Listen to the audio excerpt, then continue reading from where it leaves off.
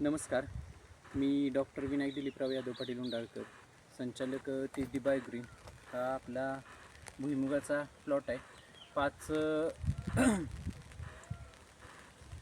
जुलैला आपण त्याची टोकन केली आहे. त्याच्यामध्ये वैशिष्ट्य म्हणजे या प्लॉटचं असं आहे की BVF पद्धतीने आपण याची लागवड केली आहे. BVF म्हणजे ब्रॉड बेड फरो, रुंदसरी पद्धत. याचे असे प्रामुख्याने फायदे आहेत की या BVF पद्धतीचे की कमी पाऊस असला तरी घेतलेले पीक हे चांगल्या प्रकारे कमी पाण्यात तग धरून राहते. त्याचबरोबर हे जे आपलं क्षेत्र आहे ते 10 गुंठ्यामध्ये आपण BVF पद्धतीने भुईमुगाची टोकन केलेली आहे. या 10 गुंठ्यासाठी आपल्याला 15 किलो हे बियाणं लागलेलं आहे. प्रामुख्याने आपण ह्या 3 सरीमध्ये याची टोकन केलेली आहे आणि 2 ह्याच्यातील अंतर आपल्या जाळीतील 6 इंचाचं आहे.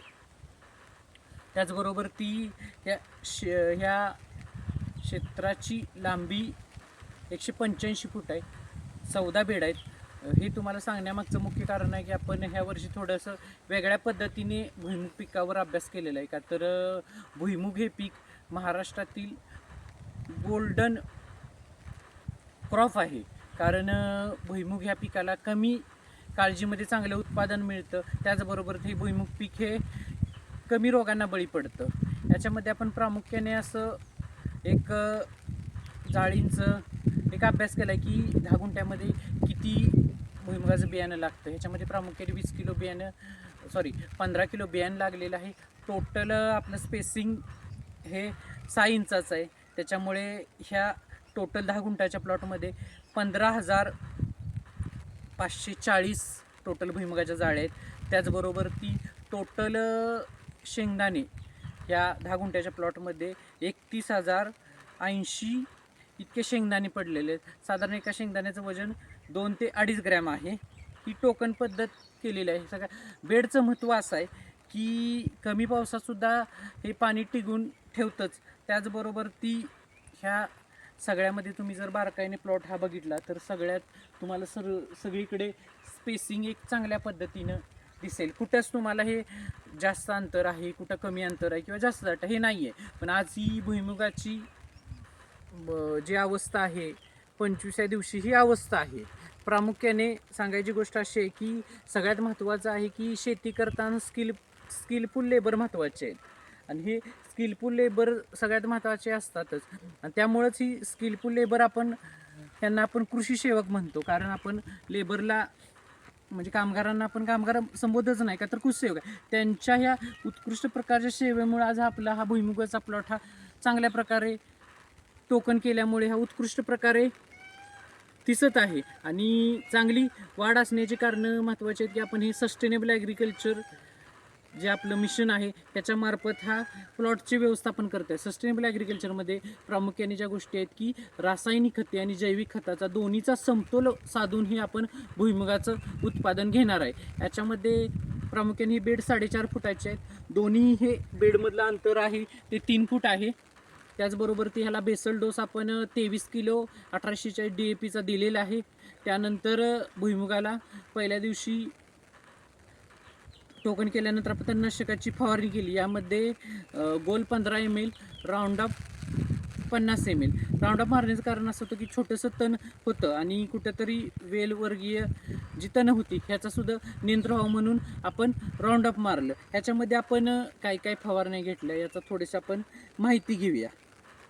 याच्यामध्ये पण प्रामुख्याने ह्याला सगळ्यात महत्त्वाचे आपण जैविक पद्धतीने बीज प्रक्रिया केलेली.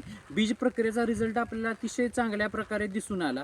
बीज प्रक्रिया केल्यामुळे की आपल्या दुसऱ्या दिवशीच भुईमुगाचे कोंब दिसून आले. याच्यामध्ये जी पहिली फवारणी होती आपण भुईमुगामध्ये ही 8व्या दिवशी केली.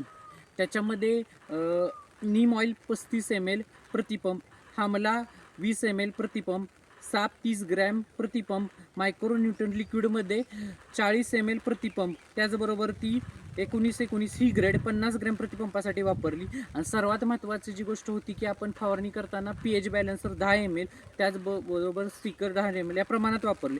त्याचबरोबर आपण 8व्या दिवशी म्हणजे 13 जुलैला आपण जैविक आळवणी दिली, का तर हे जे आपला प्लॉट आहे तो चुनखडीचा आहे, त्याच्यामुळे तो हुमणीचा प्रादुर्भाव आम्हाला पूर्वी दिसून आले. त्याच्यासाठी आपण तेजू बायोग्रीनचे बायोरिच हुमणी killer 1 litre, Biorich zinc nutricide, Biorich ferrous nutricide, Biorich silicon nutricide, Biorich सुडो न्यूट्रिसाइड हे प्रत्येकी 1-1 लिटर प्रमाणात वापरले. त्याचबरोबर आपण दुसरी ड्रेंचिंग केली. त्याच्यामध्ये दुसरी ड्रेंचिंग आपण एक साधारण 20व्या दिवशी केली. याच्यामध्ये बायोरिच ट्रायकोसॉइल 1 लिटर, बायोरिच सुडोसॉइल 1 लिटर, रिशिल्ड म्हणजे बॅसिलस सबस्टिलस हा आपला जो आहे त्याचं पण आपण आळवणी केली. त्याचबरोबर बायोरिच सिलिकॉन न्यूट्रिसॉइल याची सुद्धा आपण 1 लिटर या प्रमाणात या भुईमुगाच्या प्लॉटला ड्रेंचिंग ड्रिपमधून केली. सगळ्यात महत्त्वाची गोष्ट अशी आहे की आपल्याला याच्यामध्ये ड्रेंचिंग करता आली ठिबक असल्यामुळं, नाहीतर ह्यातून पाठवून मग आपण पंपाने ह्याला आळवणी देत होतो, त्याच्यामध्ये खूप टाईम जायचा.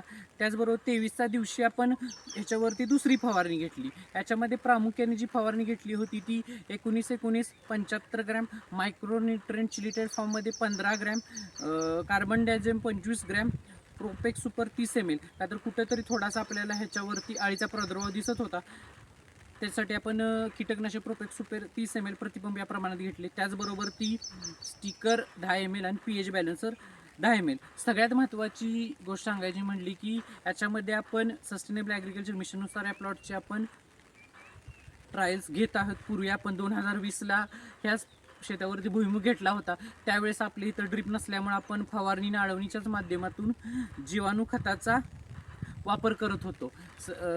आज जर परिस्थिती बघितली ह्या प्लॉटची 25 दिवसाचा आहे, फुटवे पण चांगल्या प्रकारचे आहेत, काही ठिकाणी फुलकळीसुद्धा येत आहे. त्याचबरोबर सगळ्यात महत्त्वाची गोष्ट की 2020ला आपण ज्याच्यामध्ये प्लॉट घेतला होता की तो सरी पद्धतीत होता. खाली आपण ऊसाची राडसालीची लागण केली होती, वरती भुईमुग होता. त्यावेळेस साधारण आपल्याला ते 5 पोती या प्रमाणात उत्पादन सापडले होते. पण महत्त्वाची गोष्ट आहे की जीवाणू खते वापरण्याचा उद्देश असा होता की 2020 साली आपण मी स्वतः नीती आयोगाचं डॉक्युमेंटरी करताना म्हणजे प्रामुख्याने जे आता राज्य शासन आणि केंद्र शासनाने जैविक शेती त्याचबरोबर नैसर्गिक शेती जे मिशन राबवले जात आहे याची मला डॉक्युमेंटरी 2020 साली करण्याचा योग मिळाला. याच्यात प्रामुख्याने महाराष्ट्रातील शेतकरी पद्मश्री सुभाष शर्माजी यांची पण आपण त्याच्यामध्ये डॉक्युमेंटरी केली. त्यावेळेसच एक गोष्ट लक्षात आली की शेती करताना शेताभोवती झाडे अतिशय महत्त्वाची आहेत. झाडं खूप महत्त्वाचे आहेत, का तर जर शेतामध्ये जर झाडे बांधाकडेला असतील तर एक नैसर्गिक पद्धतीने कीटकांचं नियंत्रण करतात.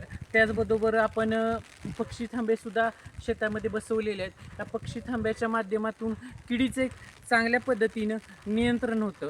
सर्वात महत्त्वाची गोष्ट आज सांगायची आहे की ह्या प्लॉटमध्ये आपण दोन्हीचा संतुलित वापर केल्यामुळे भुईमुगाची वाढ पण चांगली आहे, त्याचबरोबर ती येणारं उत्पन्नसुद्धा अपेक्षित प्रमाणात चांगले येईल, कारण ह्याचा आपण संपूर्णपणे याचा डाटा ठेवलेला आहे. मला शेतकरी बांधवांना एक सांगायचं आहे की महाराष्ट्राचं हे गोल्डन क्रॉप आहे आणि अतिशय चांगल्या पद्धतीने नियोजन केलं तर ह्याचं उत्पादन सोयाबीनच्या दुप्पट येतं. फक्त ते आपण व्यवस्थित नियोजन करून करणं गरजेचं आहे.